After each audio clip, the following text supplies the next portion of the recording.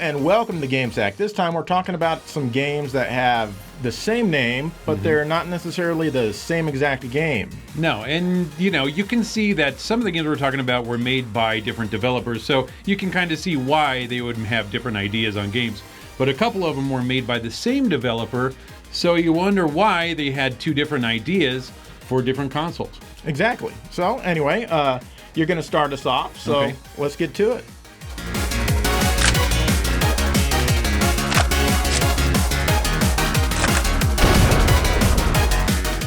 Batman Returns for the Super Nintendo comes to you by Konami.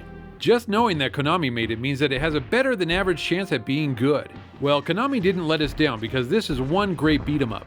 While playing the game, I just felt a level of quality that I didn't feel with the other versions. There only seems to be about 7 different types of clown enemies in this game, and you fight them over and over again through the whole gaming experience, so it does get kind of repetitive. You know what, that's okay by me because the quality of the action and the nice looking backgrounds are enough to make you forgive the lack of enemy types. Batman controls really well here. He doesn't have a lot of moves, but what's here is enough. I really like the types of holds that you can do on your enemies, like hitting them against the back wall or smashing their heads together or just smashing them on the ground. It all feels very satisfying. The game is by no means a cakewalk. I mean, the levels are all divided into 2 parts and then a boss fight. Getting to the boss isn't too bad, but fighting bosses can be really problematic. Take Catwoman here. You have to fight her twice, and every time she hits you, it's good for a third of your life bar, if not more. Her pattern varies just enough so that you don't pinpoint exactly where you need to be to avoid attack. Still, I love it and it's really fun. The graphics are all nice and dark just like the movie. The music is pretty good. It sounds similar to the music from the movie, and I like that.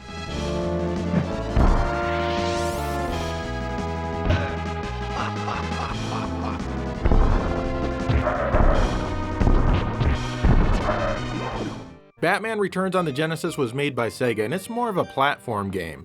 Actually, it's a rather crappy platform game. In this one, you can punch enemies, and you've also got your utility belt, which has special weapons to help you defeat your foes. You need to be sure to pick up as many of these weapon icons as you can around the stages because they come in really handy during the boss fights.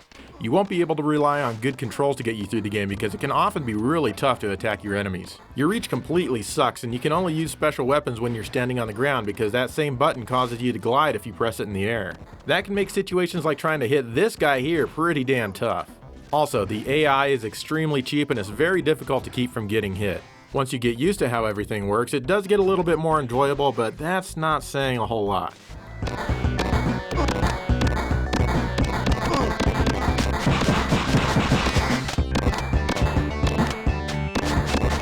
I've never been a huge fan of the Super Nintendo version as it just kind of gets old really quick. To me it just feels really repetitive. I'm not sure why, but it does. But I've got to say that the controls are so much better here, and actually everything's better really. They went way overboard with the dark purple graphics on the Genesis version, and everything is just so completely stiff it almost feels unfinished. The music in the Genesis version is almost listenable at times, but completely garbage during other times. I mean, just listen to this.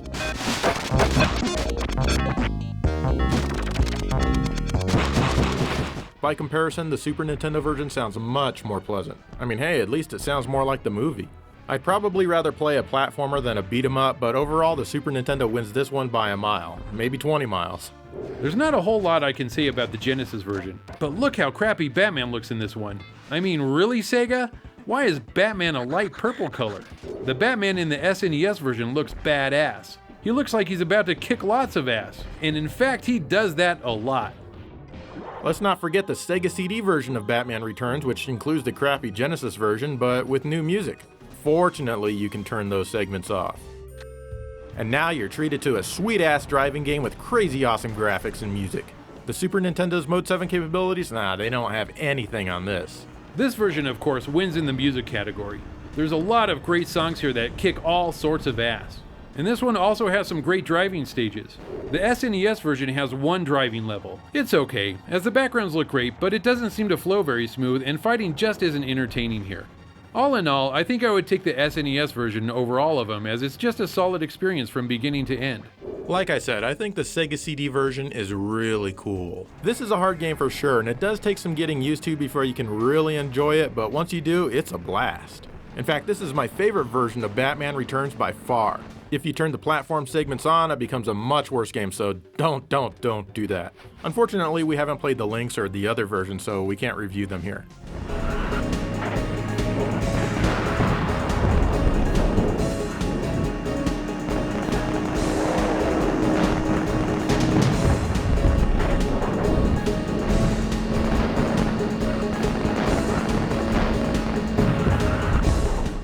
The Pirates of Dark Water on the Super Nintendo is a side-scrolling beat-em-up game by Sunsoft based on the cartoon.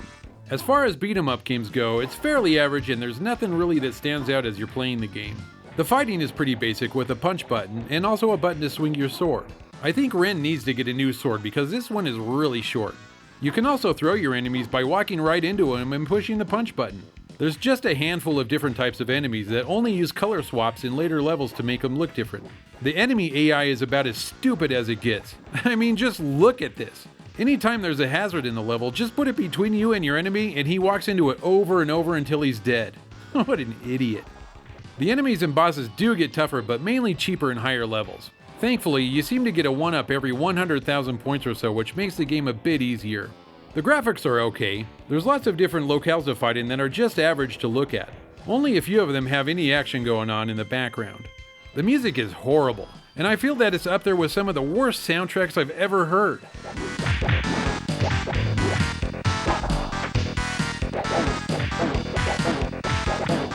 I don't understand how something this painful to listen to could have gotten the green light. All in all, it's just an average beat-em-up, and there are much better ones out there.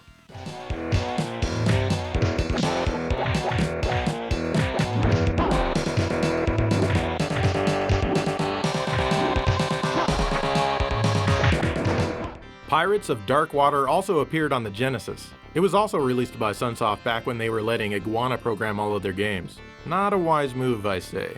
I like pre-Iguana Sunsoft much more. Anyway, this version is a side-scrolling platformer. You run and jump around collecting special items, sub-weapons, and even keys to proceed to the next area of the level. Speaking of the levels, each one is pretty damn big and you're in for a lot of exploring here. The control in this game is kind of disappointing as I found it tough to be accurate. The level design is subpar as well, and when you mix these things together, you don't exactly get the most enjoyable experience that you'll have with your Genesis. What is cool though is that you can select from 3 different characters. Ren is the generic guy who has average abilities at pretty much everything. Tula is light and fast and also much harder to control than the others since she's so twitchy. And Ayaz is kind of a bigger guy with a powerful sword but a bit slower. Generally, I feel that Ayaz is the best character to choose because he's the easiest to deal with and control. The graphics are fairly dark for the most part, but there are a few scenes here and there which actually look pretty damn good. The music really isn't anything special at all, though I think at times it can be a little bit inappropriate. Like here, you're battling undead skeletons, ghouls, and zombies, and the music sounds like you're enjoying a lazy sunset or something.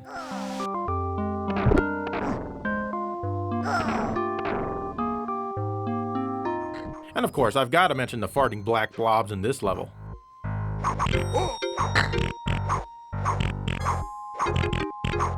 You know, I actually kinda like the Genesis version. The control wasn't perfect, and if you really want to, you can walk past most of the enemies. I played as Tula, and I liked being able to jump up ladders really fast. You don't realize how big of a difference one little control option can change the way a game plays. While the music in this game isn't great, it's still much better than the Super Nintendo version. However, given a choice of which version I would like to play more, I think I would pick the beat-em-up. At least the Super Nintendo version is a somewhat competent beat-em-up. They put a lot more effort into this one, I think. But neither game really captures my interest very much, and they certainly don't give me any desire to go see what the cartoon's all about.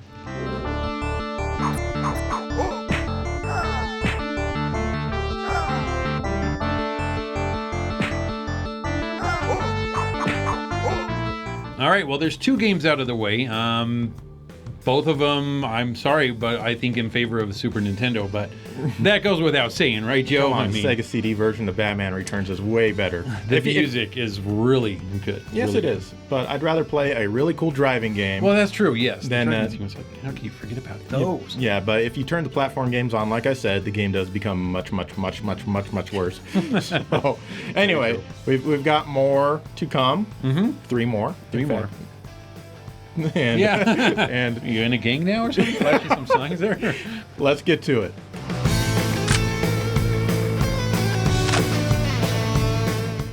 Sunset Riders on the Super Nintendo is a fairly faithful port of the arcade game. You choose from 4 different characters. They all control really well, and the only difference is that 2 of them have a pistol and 2 have shotguns. Both can be powered up slightly for rapid fire, and they also can wield 2 guns. Once you get hit, you die and lose your power-ups. The stages are all pretty cool, and I like being able to run inside buildings to get power-ups.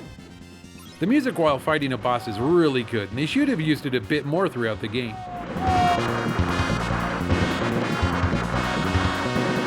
Each boss has some voiced dialogue, which is actually pretty good. That was a bang. There's some bonus stages here as well. All in all, I think it's really fun.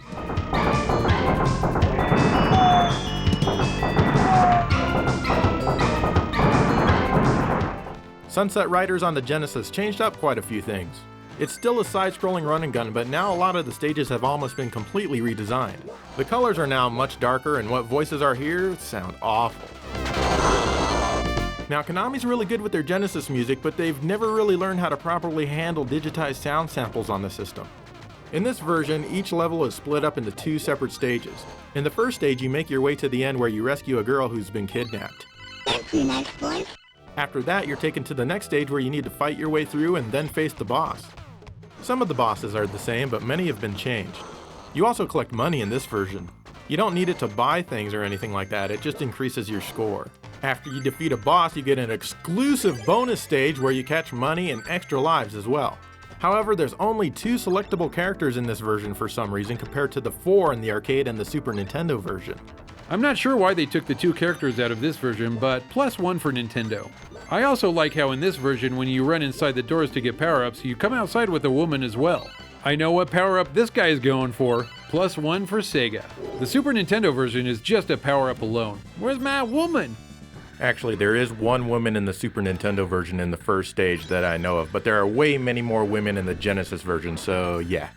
I think the bonus games are more fun here in the Genesis version. Here a woman is throwing all her money out of the back of her carriage for you to catch. Her husband's gonna be really pissed when he sees what she did. You can't go wrong either way here, so pick them both up as they're a rootin' tootin' good time. Overall, I think that the Super Nintendo version looks and sounds better, but they play pretty much the same. I do like how the Genesis version gives you more opportunities to earn extra lives, but I really wish Konami knew how to do proper voice samples.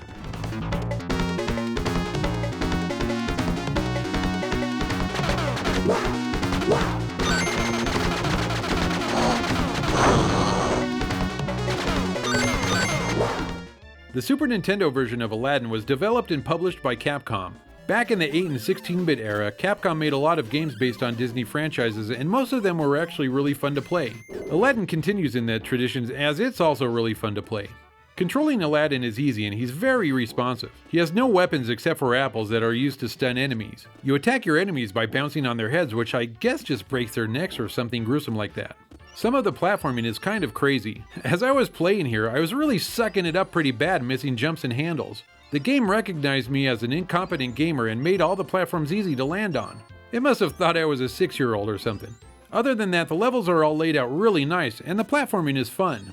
And as with all Disney games, this one is hugely colorful. The backgrounds are all really good looking and keep the feel of the movie as you're playing. The music is good for the most part and feels like the movie score, so no complaints there. The only real complaint that I have is that each world is made up of 3 or 4 smaller areas. I would much rather have one long level instead of a bunch of smaller ones linked together. There's a few bonus levels you can access which will give you extra lives and credits. I'm not sure if it's really needed, as the game isn't very hard to begin with. There's really only 2 boss fights in the game, so nothing is really challenging.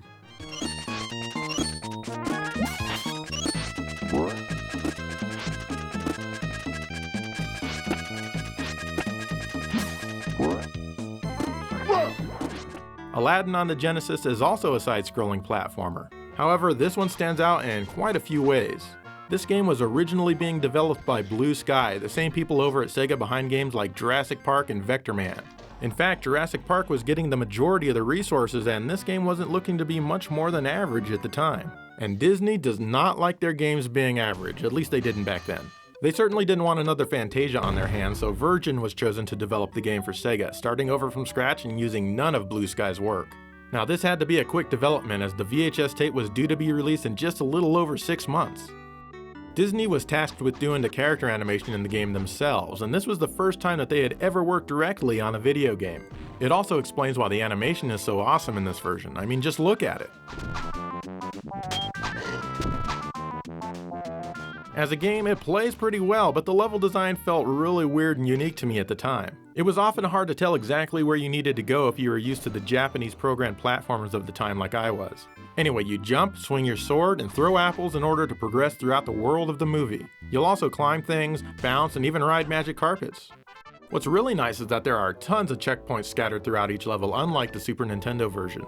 If you grab the proper icons in a stage, you're treated to a Genie bonus round where you can win prizes, or an Abu bonus round where you need to avoid falling pots while collecting treasures. The graphics are quite simply amazing for the time, with fluid backgrounds that don't look like your normal tile-based graphic art. The music is good, with tunes from the movie and new stuff provided by Tommy Tallarico. I still feel that it could have used a bit more punch, especially in the bass department, but the music isn't horrible by any means, and it fits the game perfectly. It's almost like the game and the music came from the same source. I really don't have too many complaints about this game. Well, maybe the screen snapping that happens when you change directions. Also, the collision detection is sometimes a bit wonky, especially when I'm right on top of an enemy and I'm trying to kill him before I die. It was nice that the Genesis version of Aladdin played differently than the Super Nintendo one. It was fun to be able to use your sword to kill your enemies, and I also liked that you could kill your enemies with apples instead of just stunning them. The Genesis version also had a lot more bosses to fight, and I like this. You feel more accomplished after defeating a boss instead of just walking to the end of a stage. I also think that the music overall is better in the Genesis version. And finally, I like the little homages in the background towards Disney with Mickey Mouse ears here and there, among other things. Both versions are great fun and worth it to own. The Super Nintendo version certainly isn't a bad game. It's definitely more colorful. But overall, I don't think it's as interesting from a historical standpoint or a gameplay standpoint. The music certainly isn't as lively and as energetic as the Genesis version, and the game's pace is much slower. The Genesis version did make it out a couple of weeks after the VHS tape and Laserdisc launch and went on to sell over 4 million copies compared to only 1.7 million on the Super Nintendo. It's just too bad it never made it to the Sega CD like originally intended.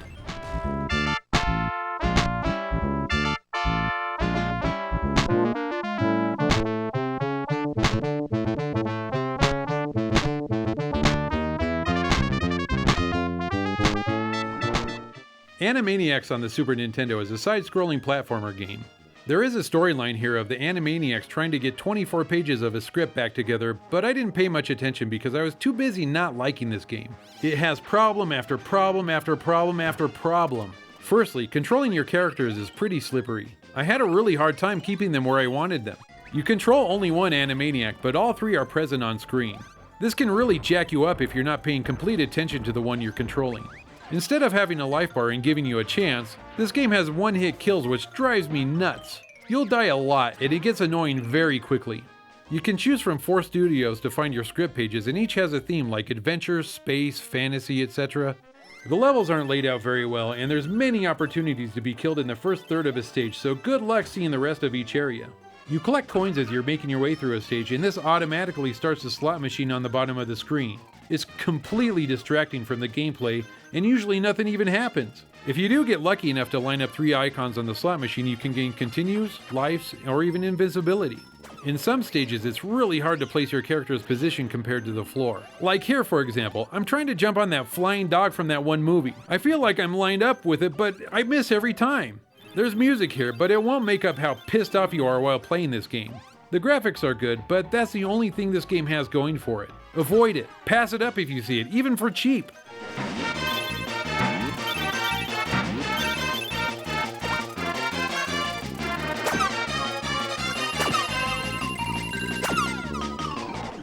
Animaniacs on the Genesis is a side-scrolling platformer at first glance. It has all of the ingredients of a wonderful Konami platformer. Nice graphics, good sound and music, and fun characters. But in all honesty, it's actually a puzzle game disguised as a platformer. You have 3 characters and each has a different ability. This tall yellow guy can push and pull on boxes. I think his name is Yakko. This little blue guy can slam things with his hammer, and the small red girl blows kisses and makes things fall temporarily in love. As you can probably guess, I haven't really watched a lot of Animaniacs. I'm not even sure what these creatures are supposed to be. They don't look like anything. And this police guy is always after them for some reason. Anyway, you'll be switching between your characters to use their abilities to get past everything a stage throws at you. At times I feel like I'm playing Shove It, the warehouse game on the Genesis, or Boxel on the Game Boy with all of the box pushing that this game makes you do. It's really not a stretch saying that. And you know what? I despise those games. Also, this game requires you to switch characters almost constantly, at least it sure feels like it does. There's an ever so slight lag from when you press the button to when your newly selected character is ready to do their thing. I think there are a few things that could have made this game better. Only one character at a time should be visible instead of having all three run around at once, which is kind of confusing. There should also be fewer puzzles and more platforming. And the game should have a regular life bar for crying out loud. Instead, it relies on the expression of your characters' faces as a representation of your remaining life. It tells me nothing. I can see why nobody ever really talks about this game at all. It's too bad, too. The graphics are great, and so is the animation. Like the Super Nintendo version, there's homages to various movie scenes here and there, though not quite as blatant. But they do pay tribute to a couple of Konami video games. Now I can tell that a lot of work went into this game, but I feel that it was over-designed in the gameplay department. Animaniacs could have been an amazing game, but honestly, I don't feel that either version is that great of a game, but I do prefer the Genesis version slightly. The Genesis version is definitely better than the Super Nintendo version. This one is kind of a ripoff of the Lost Vikings, as each character has a skill needed to get further in each stage. You can switch between the characters on the fly, and I think it works really well. I liked a lot of the aspects of this game, from the nice graphics to the decent soundtrack. Maybe I like this version more than Joe did simply because I played the Super Nintendo one first. I don't know. Pick this one up over the Super Nintendo version for sure, as it's a lot more enjoyable.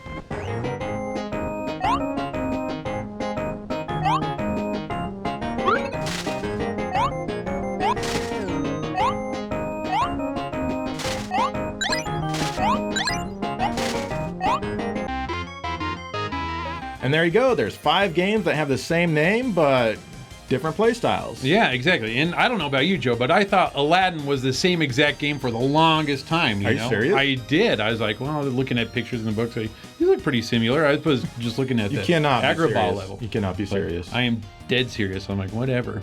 That is crazy. Anyway, let us know if you liked this type of episode. If you have any more examples, good examples, please. But I think there are some examples that I can think of, like Terminator on the Genesis and the Sega CD. I think they're completely different games. Yeah, haven't played it. Of course. And Spider-Man, I think, is different on the Genesis and the Sega CD. Okay. I can only think of Sega examples. Yeah, I know. So that sucks to be you. Well, whatever.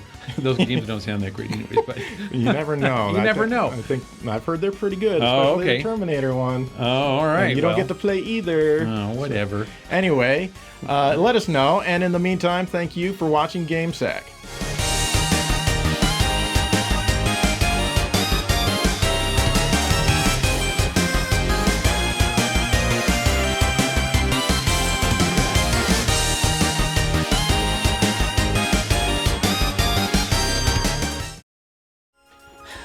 Awesome, it's finally here. This is the pinnacle of my gaming collection right here. All right, guys, this is it. This is the game that I've been waiting for. It's Tetris. It's not that great of a game, but it's awesome. And the reason it's awesome because it comes from my good friend, Reggie Feels a Man. And that's the way you pronounce his name because he told me directly. And people always think it's Feels a Mean or something like that, but it's not.